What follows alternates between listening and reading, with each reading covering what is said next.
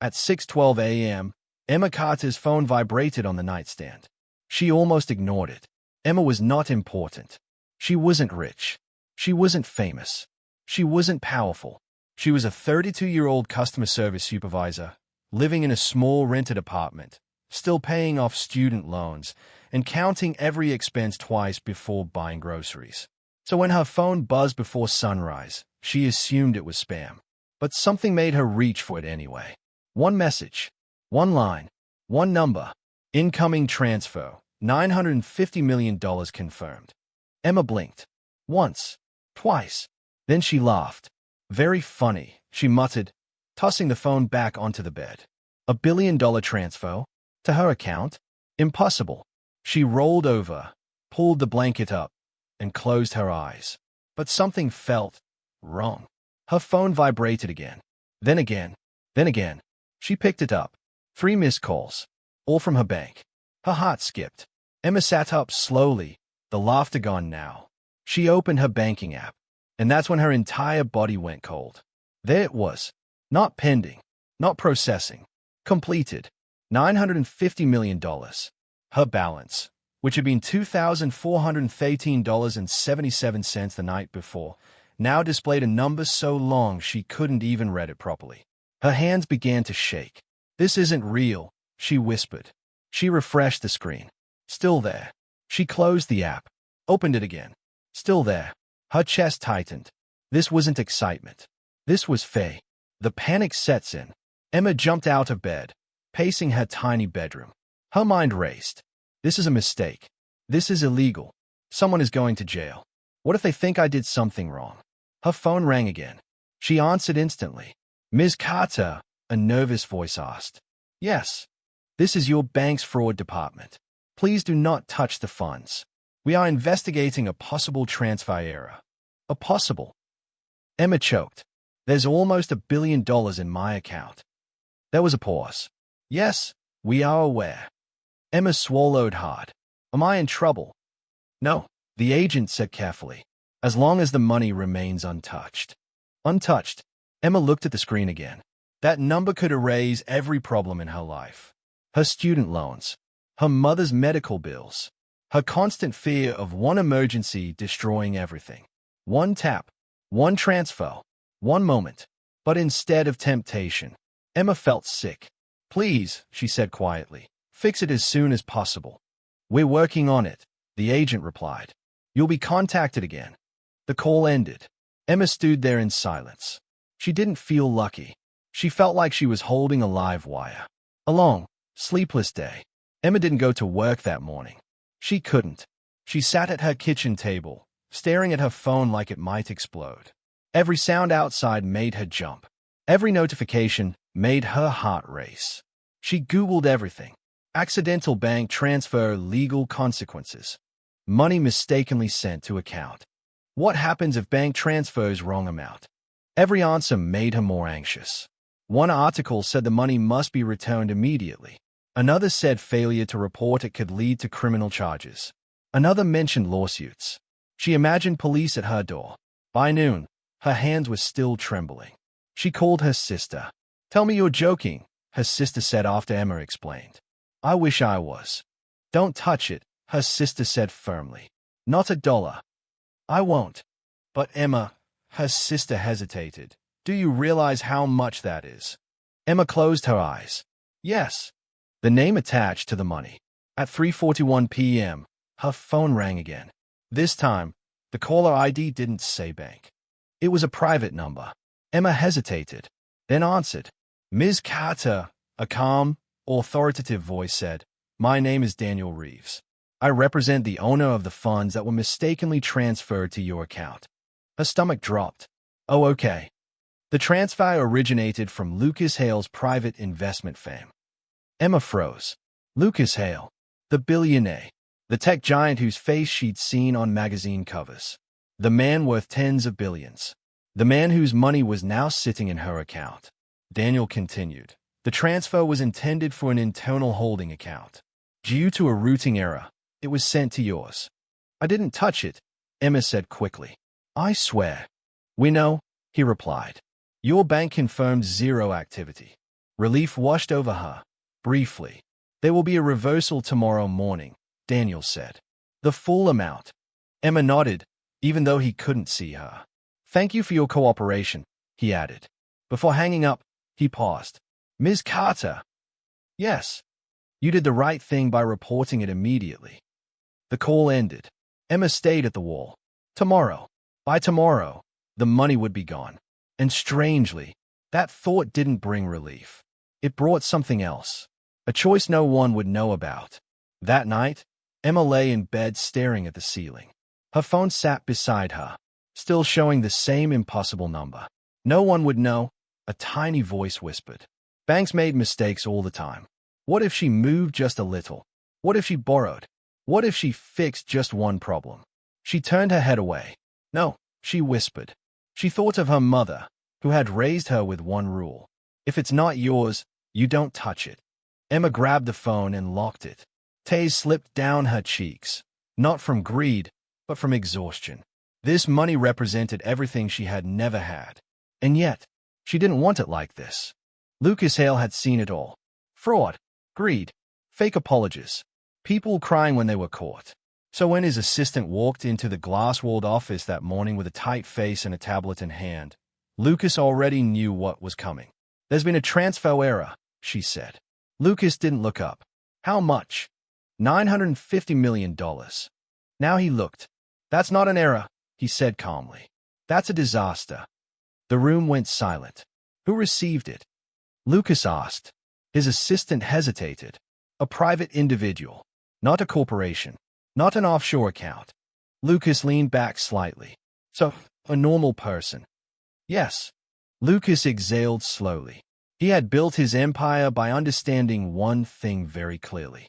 Money reveals who people really are. Has it been touched? He asked.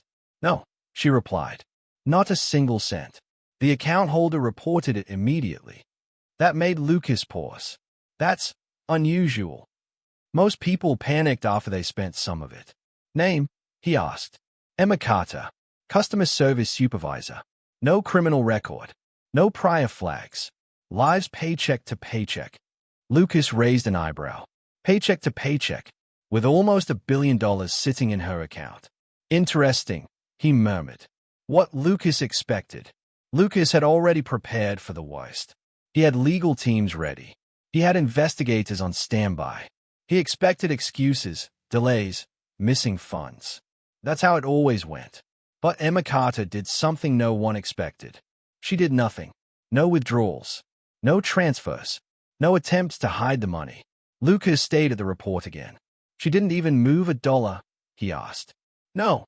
She didn't try to contact the media. No. She didn't lawyer up. No. Lucas let out a small laugh, not amused, but surprised. Do you know how rare this is? He said. His assistant nodded. Extremely. Lucas stood and walked toward the window overlooking the city. Millions of people down there. Thousands who would take the money without blinking. Hundreds who would justify it to themselves. And one woman who didn't. Meanwhile, Emma's morning. Emma woke up exhausted. She checked her phone immediately. The money was still there. Her stomach tightened. She didn't celebrate. She didn't smile. She made coffee she barely drank and sat on the edge of her couch, waiting. At 9:03 a.m., her phone rang. Ms. Carter, the bank agent said, the reversal will begin shortly. Okay, Emma said quietly. You did the right thing, the agent added. Emma didn't respond. She wasn't trying to be a hero. She just wanted this nightmare to end. Lucas makes a decision. Back in his office, Lucas made a call. Hold the reversal, he said. There was silence on the other end. So, I want to observe something, Lucas said calmly. Another 24 hours. That's unusual. So am I, Lucas replied. He wasn't testing her. He was studying her. Because in Lucas Hale's world, integrity under pressure was more valuable than money itself. The temptation grows. Emma received the update an hour later. The reversal has been delayed until tomorrow, the bank informed her. Why? She asked, panic creeping into her voice. Internal verification. Emma hung up and stayed at the wall. Another day. Another full day with that number sitting there. Her mind started playing tricks on her. What if the system glitches again? What if they blame her? What if this never ends? She opened her laptop and checked her bills. Overdue notice. Medical invoice for her mother. Rent reminder. Her chest tightened. She closed the laptop. Don't look, she whispered to herself. A test of character. Lucas watched silently from behind the scenes. He received hourly reports. Still untouched. Still no activity. Still no attempts. By evening, even his legal team was confused. So, one of them said, "This woman is either extremely honest or extremely scared." Lucas smiled faintly. "Fear fades," he said. "Character doesn't." The night before the return, Emma barely slept. She dreamed of numbers chasing her. Phones ringing. Doors knocking. At 4:58 a.m., she sat up and checked her phone again. The money was still there. She took a deep breath and made a decision. She opened her email and wrote one short message to the bank and the investment firm. "Please confirm the return process. I want this resolved immediately." She hit send. She didn't know it yet, but that email would be forwarded directly to Lucas Hale. And when he read it, he would finally decide to meet the woman who refused to take his money. At 9:17 a.m., Emma's phone buzzed. She expected a confirmation, a receipt, a reversal notice, a simple message saying the money was gone. Instead, she saw an email subject line that made her heart stop. Invitation, private meeting, Lucas Hale. Emma stayed at the screen. She refreshed it. Still there. Her hands went cold. Lucas Hale didn't send meeting requests to people like her. He sent lawyers. Or silence. She opened the email. "Ms. Carter, thank you for your cooperation and integrity regarding the recent transfer error. Mr. Hale would like to meet you personally today at 2 p.m. Transportation will be arranged. This is not a legal proceeding." Hale office. Emma reread the line twice. This is not a legal proceeding. That line didn't comfort her. It scared her more. She sat back slowly. Meet a billionaire? In person? Why? She checked her account again. The money was still there. Her chest tightened. The ride that felt unreal. At 1:30 p.m., a black car pulled up outside her apartment. Not a taxi. Not a rideshare. A professional driver stepped out and opened the door. "Ms. Carter." "Yes. Mr. Hale is expecting you." Emma hesitated. Her entire life had taught her one rule.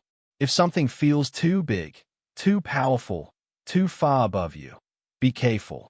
But running wouldn't make this disappear. She got in. The car moved smoothly through the city. Glass buildings. Private entrances.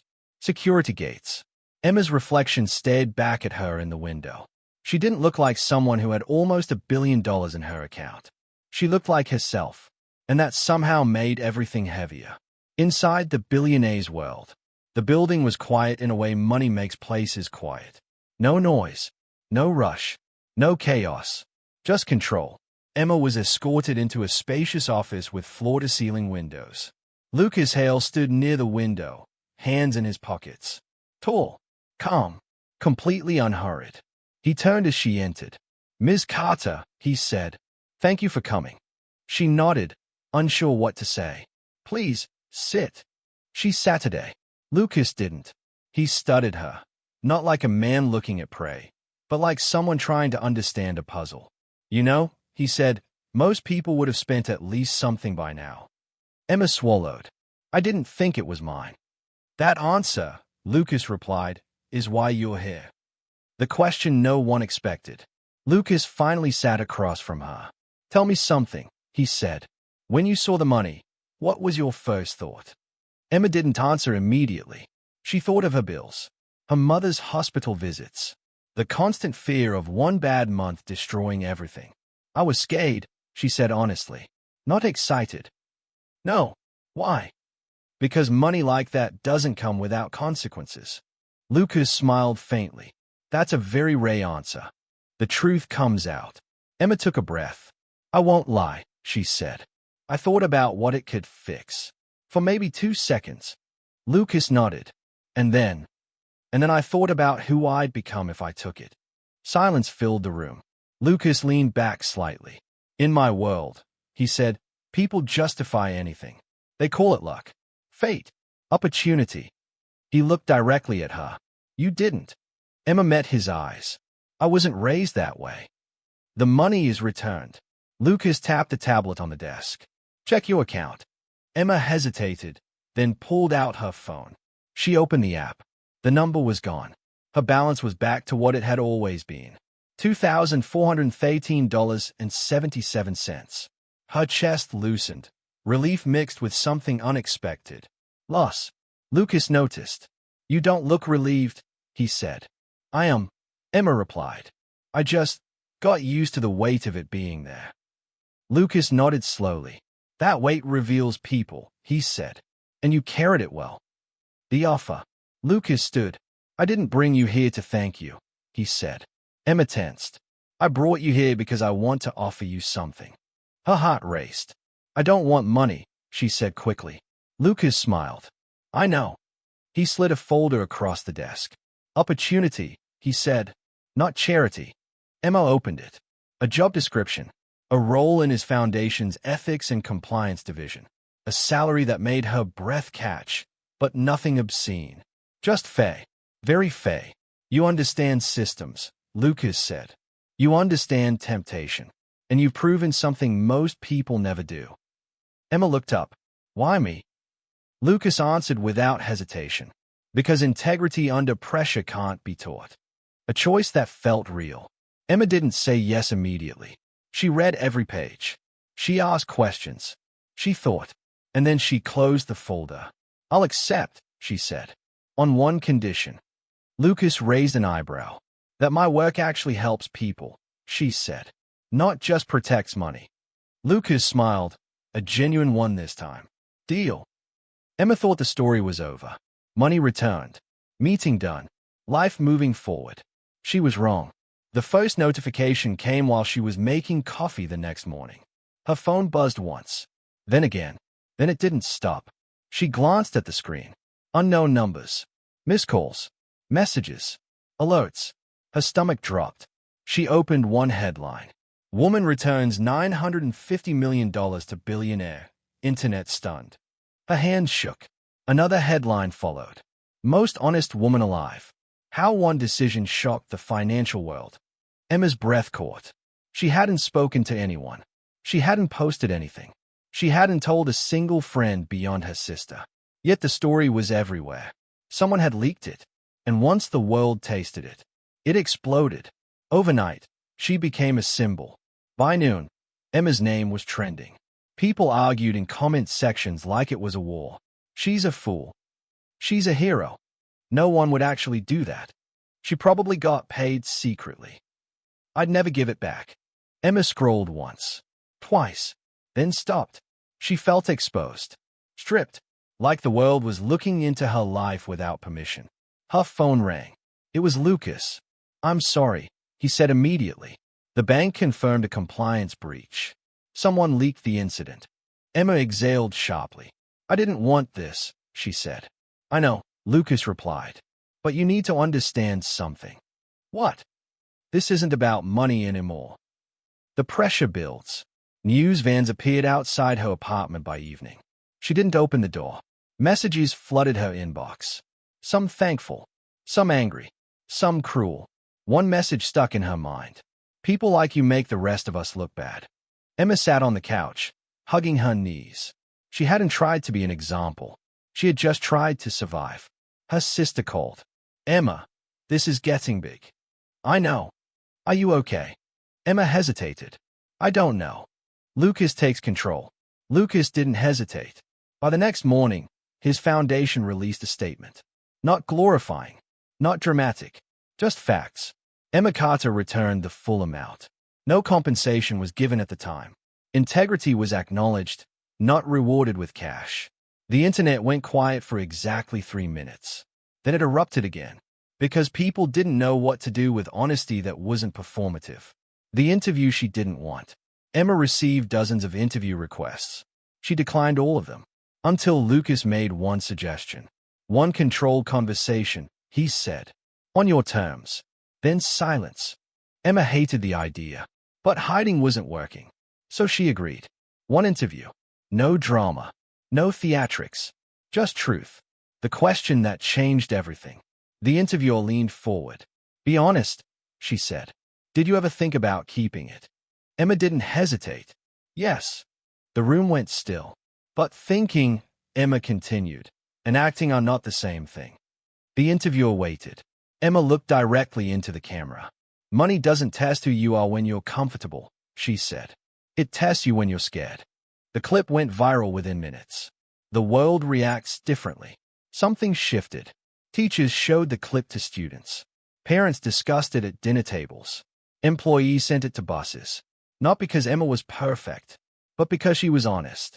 And honesty was rare. A quiet moment amid chaos.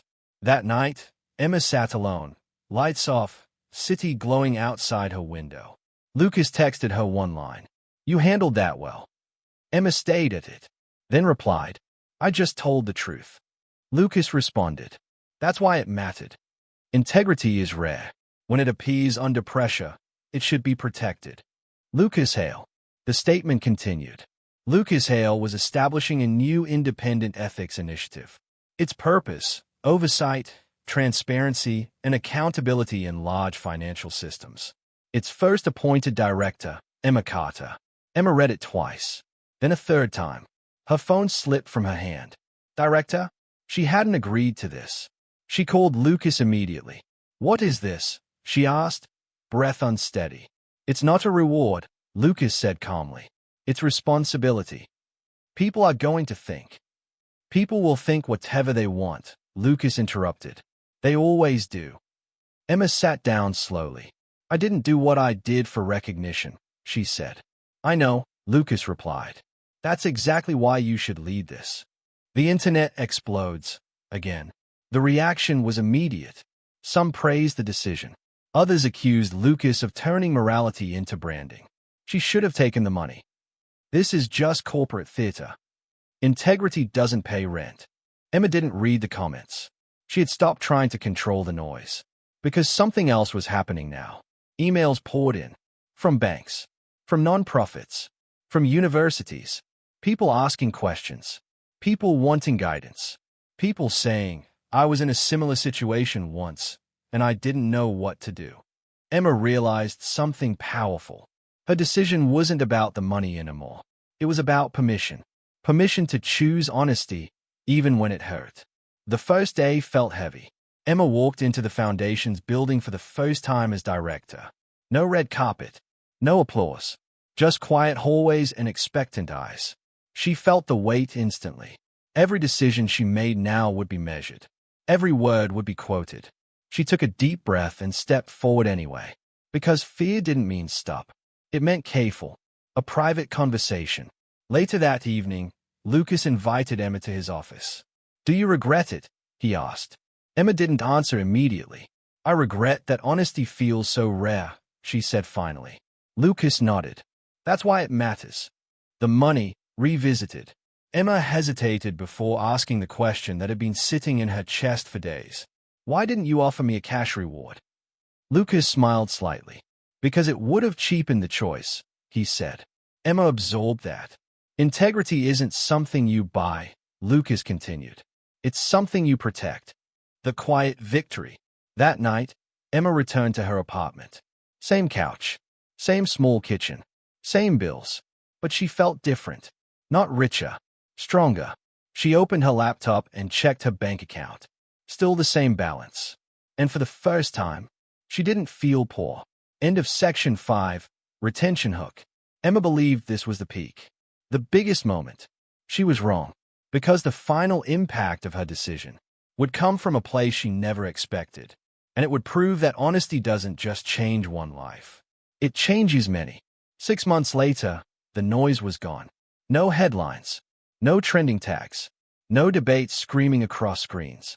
Just quiet. Emma liked it that way. Her life didn't look dramatic from the outside. She still lived in the same apartment. Still drank cheap coffee in the mornings. Still counted her steps on the stairs. But something had changed underneath. She wasn't afraid anymore. The work that actually mattered. Emma's days were full now. Not meetings for show. Not press appearances. Real work. She reviewed cases where money moved too fast, too quietly. She listened to people who felt trapped inside systems they didn't understand. She helped build safeguards that protected individuals from catastrophic mistakes. Sometimes, she caught transfers before they ruined lives. Sometimes, she couldn't. But every time, she tried. And that mattered. A letter that stopped her. One afternoon, Emma opened an envelope that wasn't marked with a logo or return address. Inside was a handwritten letter. Ms. Carter, I work in finance. Last year, I caught a mistake similar to yours. I was pressured to stay quiet. I remembered your story. I spoke up. I lost my job, but I can sleep at night. Thank you. Emma stayed at the letter for a long time. This was the part no one talked about. Integrity had a cost, but it also had a return. The question she gets asked the most. Whenever Emma did speak publicly now, people asked the same thing. Do you regret not keeping the money? She always answered the same way. I regret nothing. Then she paused. And I don't judge anyone who wonders what they would have done.